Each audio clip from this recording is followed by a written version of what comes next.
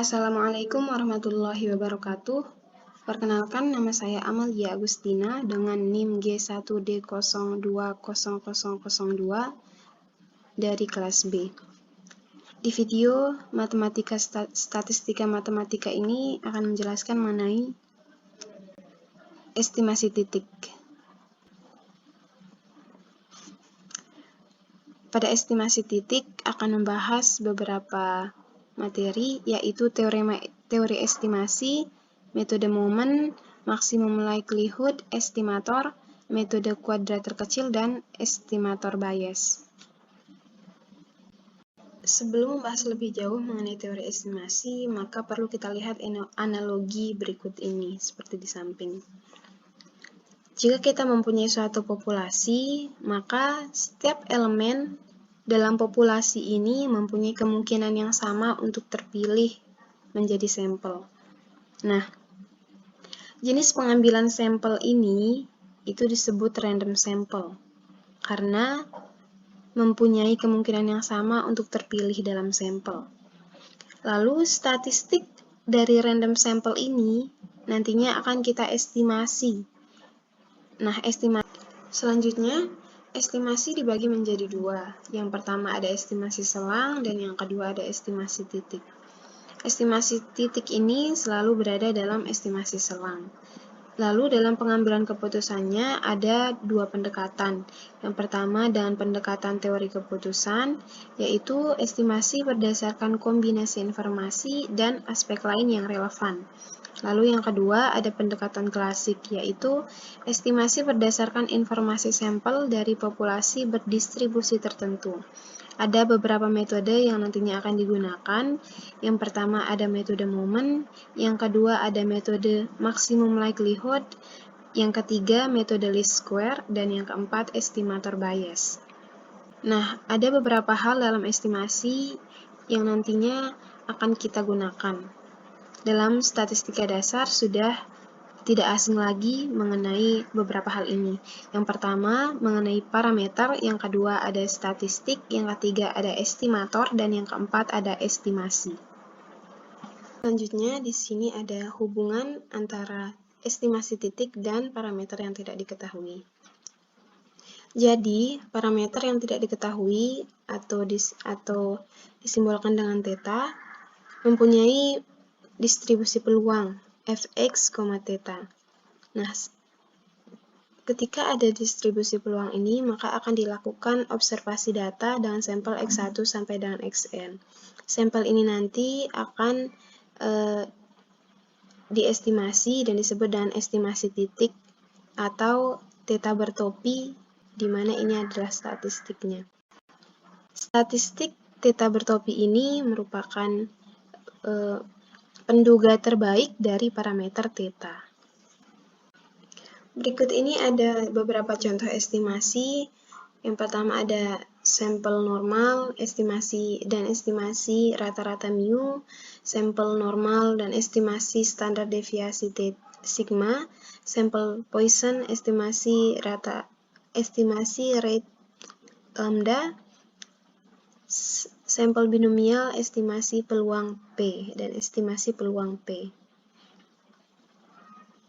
Selanjutnya, estimasi titik ini digunakan untuk menentukan suatu nilai dugaan untuk parameter populasi.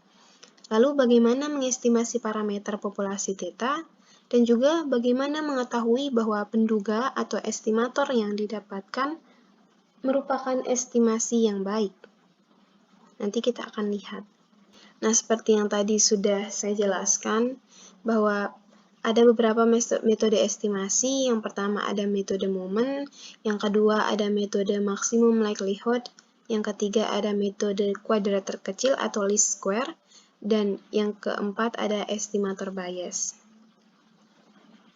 Yang pertama ada metode momen.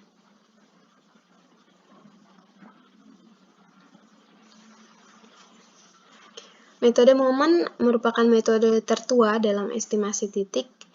Prinsip metode momen ini yaitu estimator ditentukan dengan menyamakan K momen sampel pertama dengan K momen populasi yang bersesuaian.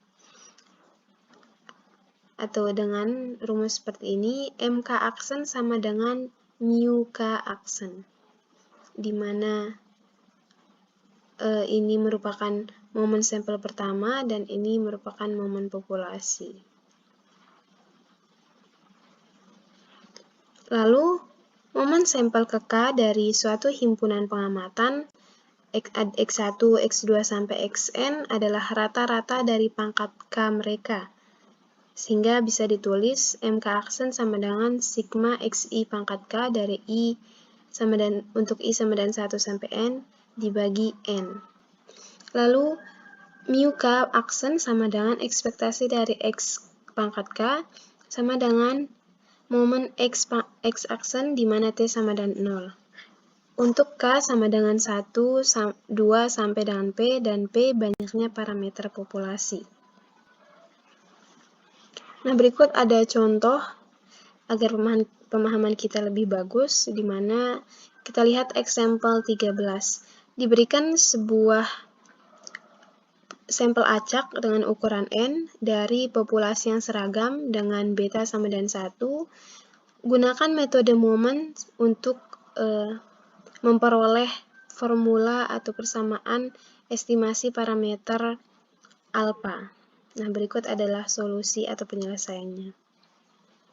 Persamaan yang harus kita gunakan untuk menyelesaikan ini adalah mu1 aksen sama dengan M1 aksen sama dengan mu1 aksen, di mana M1 aksen sama dengan X bar dan mu1 aksen sama dengan alpha plus beta per 2 sama dengan alpha plus 1 per 2. Seperti pada soal bahwa diketahui beta sama dengan 1, jadi ketika kita substitusi maka akan menjadi alpha plus 1 per 2.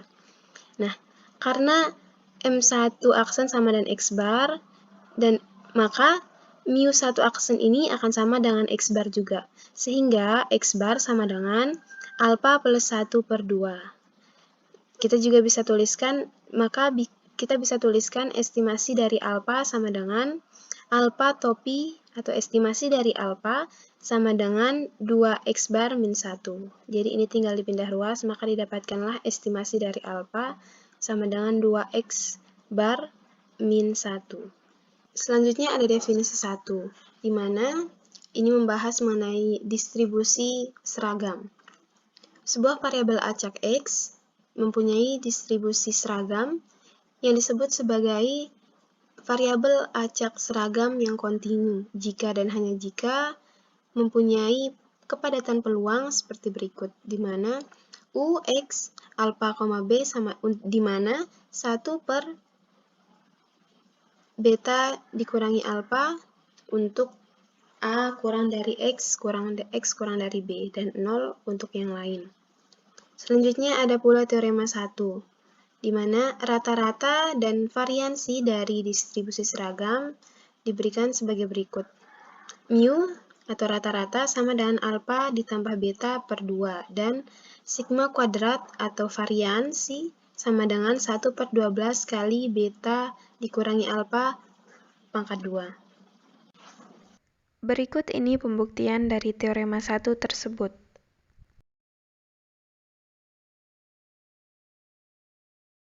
Selanjutnya ada contoh lagi, di mana diberikan sebuah sampel acak dan ukuran N dari populasi gamma. Gunakan metode momen untuk memperoleh formula atau persamaan dari estimasi parameter alpha dan beta. Nah, sebelum kita selesaikan soal yang tadi, kita harus melihat definisi 2 dulu mengenai distribusi gamma. Sebuah variabel acak X mempunyai distribusi gamma yang disebut sebagai variabel random gamma jika dan hanya jika kepadatan peluangnya seperti berikut. Gx alpha, beta di mana 1 per beta pangkat alpha kali gamma kali alpha dikali X pangkat alpha min 1 dikali E pangkat min X per beta untuk X lebih dari 0, dan 0 untuk yang lain, di mana alpha lebih dari 0 dan beta lebih dari 0. ada teorema 3 juga, di mana mengatakan rata-rata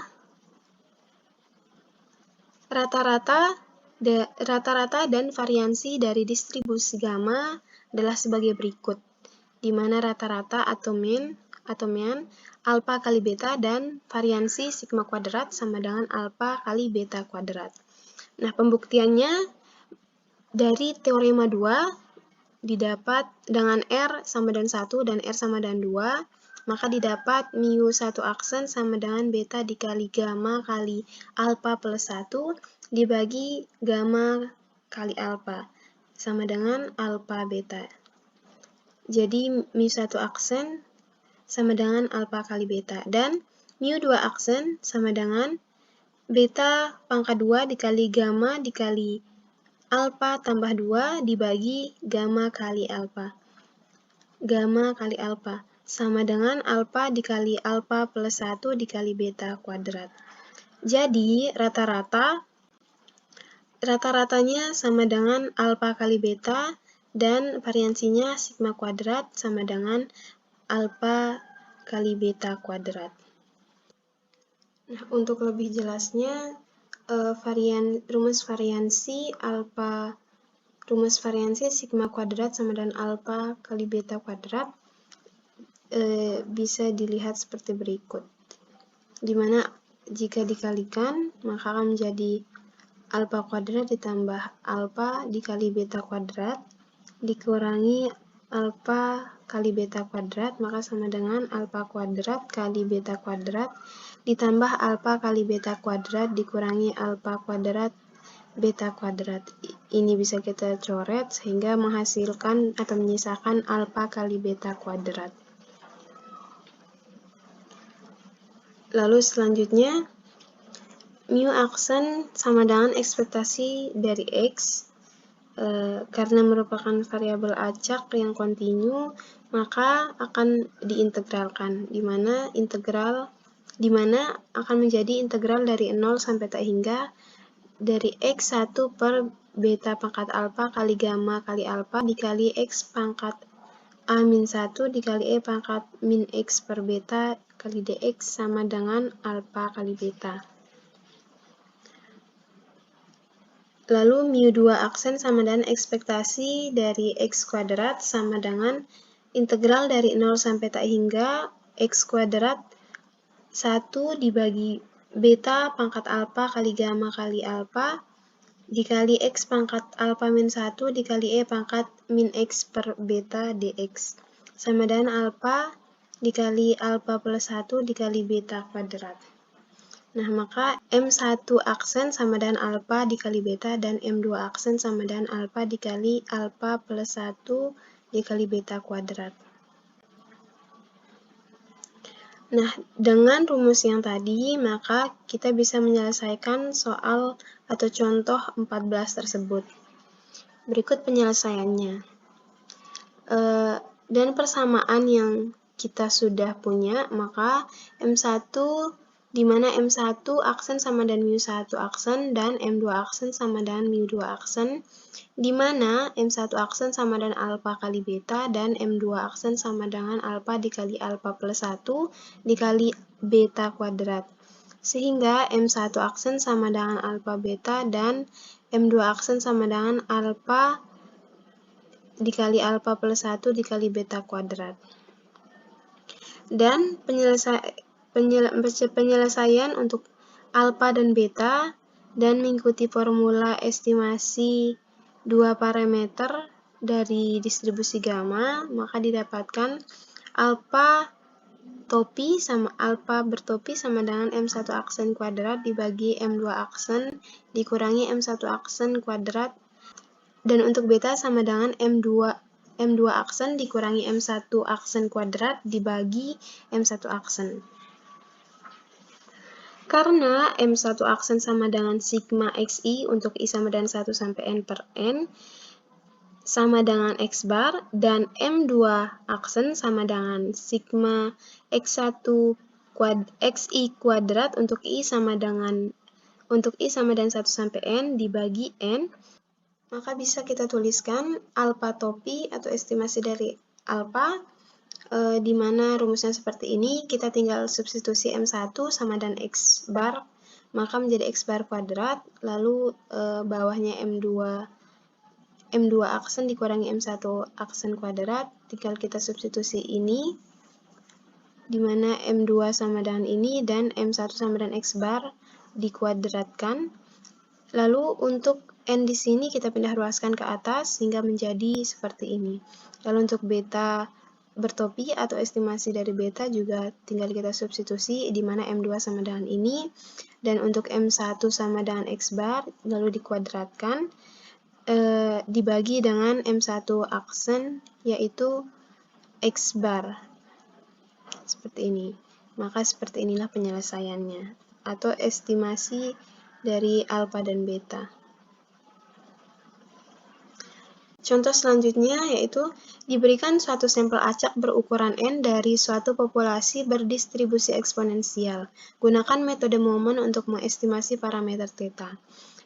Diketahui fx sama dengan 1 per theta dikali x, diketahui fx di mana 1 per theta dikali e pangkat min x per theta untuk x lebih dari 0 dan 0 untuk yang lain. Selanjutnya ada definisi 3 mengenai distribusi eksponensial, di mana menyatakan sebuah variabel acak x mempunyai distribusi eksponensial yang disebut sebagai variabel acak eksponensial jika dan hanya jika kepadatan peluangnya seperti berikut. Gx, theta sama di mana 1 per theta dikali e pangkat min x per theta untuk x lebih dari 0 dan 0 untuk yang lain, di mana theta ini lebih dari 0. Selanjutnya ada korelari 1, rata-rata dan variansi dari distribusi eksponensial adalah sebagai berikut, di mana rata-rata atau mu sama dengan theta dan sigma kuadrat atau variansinya sama dengan theta kuadrat. Lalu mu satu aksen sama dengan ekspektasi dari X, kemudian kita cari dengan integral dari 0 sampai tak hingga X 1 per theta dikali E pangkat min X per theta dx maka sama dengan theta. Karena seperti yang tadi sudah kita ketahui bahwa M1 aksen sama dengan mu 1 aksen, karena M1 aksen sama dengan X sigma XI untuk I sama dengan 1 sampai N dibagi N dan mu 1 aksen sama dengan theta, maka estimasi dari theta sama dengan X bar. Selanjutnya ada metode maksimum likelihood. Jika X1, X2, sampai Xn adalah nilai-nilai pengamatan dari suatu sampel acak dari populasi dengan parameter theta, maka fungsi likelihood sampel diberikan sebagai berikut. L besar atau likelihood dari theta sama dengan F X1, X2, sampai dan Xn, theta. Metode ini meliputi memaksimumkan fungsi likelihood berkaitan dengan theta. Contohnya, diberikan suatu sampel acak berukuran N dari suatu populasi berdistribusi eksponensial. Gunakan metode maksimum likelihood untuk mengestimasi parameter theta. Fx sama di mana 1 per theta kali E pangkat min X per theta untuk X lebih dari 0 dan 0 untuk yang lain. L theta sama dengan Fx1, X2, sampai Xn, theta sama dengan fxi, theta dari I sama dengan 1 sampai N. Maka jika kita substitusi 1 per theta pangkat N dikali min 1 per theta kali sigma xi untuk I sama dengan 1 sampai N. Maka sama dengan theta pangkat min N, ini kita bisa rubah. Tadinya kan ini theta pangkat min 1, lalu dikali dan N sehingga menghasilkan theta pangkat min N. Lalu dikali E pangkat 1 per theta dikali sigma xi untuk i sama dengan 1 sampai n. Selanjutnya kita ubah ke dalam bentuk logaritma natural sehingga menjadi ln L theta sama dengan min n dikali ln theta dikurangi 1 per theta dikali sigma xi untuk i sama dengan 1 sampai n. Lalu kita turunkan dok ln L theta dibagi dok theta sama dengan min n per theta ditambah 1 per theta kuadrat dikali sigma xi untuk i sama dengan 1 sampai n. Ini tinggal kita turunkan tetanya ya.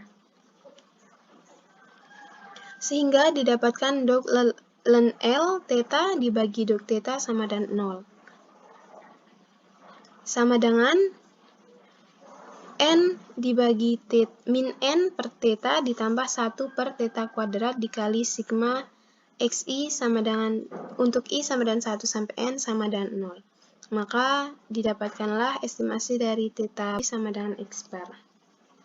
Selanjutnya ada dua contoh untuk lebih memperdalam pengetahuan kita, bisa dikerjakan. Lalu metode yang ketiga yaitu metode least square atau metode kuadrat terkecil. Metode least square ini digunakan untuk estimasi parameter suatu fungsi dengan parameter yang linier. Nah, metode least square ini dilakukan dengan meminimumkan jumlah kuadrat error atau simpangannya. Nah, metode least square ini juga banyak digunakan pada estimasi parameter regresi linier.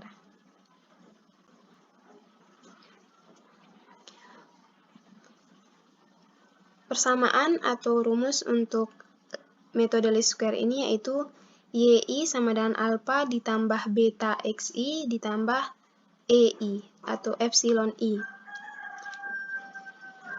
Epsilon i kuadrat, di mana epsilon ini merupakan error atau simpangannya. Epsilon i kuadrat sama dengan yi min alpha min beta xi kuadrat. Jadi tinggal kita pindah ruaskan, lalu kita kuadratkan sehingga menghasilkan seperti ini. Sehingga fungsi jumlah kuadrat error atau dilambangkan dengan Q besar, jadi Q besar sama dengan sigma epsilon i kuadrat untuk i sama dengan 1 sampai n sama dengan sigma yi dikurangi alpha dikurangi beta xi kuadrat untuk i sama dengan 1 sampai n. Jika kita turunkan, dok Q per dok alpha sama dengan 0 dan dok Q per dok B sama dengan 0. Lalu selanjutnya ada persamaan normal, di mana sigma yi untuk i sama dengan 1 sampai n sama dengan alpha n ditambah beta dikali sigma xi untuk i sama dengan 1 sampai n. Dan sigma xi yi untuk i sama dengan 1 sampai n sama dengan alpha dikali xi untuk i sama dengan 1 sampai n ditambah beta dikali xi kuadrat dikali sigma xi kuadrat untuk i sama dengan 1 sampai n. Ini adalah bentuk persamaan normal. Nah, sehingga kita bisa dapatkan estimasi dari B atau B topi sama dengan N dikali sigma xi untuk i sama dengan 1 sampai n dikurangi sigma xi untuk i sama dengan 1 sampai n dikali sigma yi untuk i sama dengan 1 sampai n dibagi n dikali sigma xi kuadrat untuk i sama dengan 1 sampai n dikurangi sigma xi untuk i sama dengan 1 sampai n. Dan untuk estimasi alpha atau alpha topi sama dengan seperti ini. Sekian untuk penjelasan dari video mengenai estimasi titik. Wabillahi taufiq wal hidayah. Wassalamualaikum warahmatullahi wabarakatuh. Terima kasih.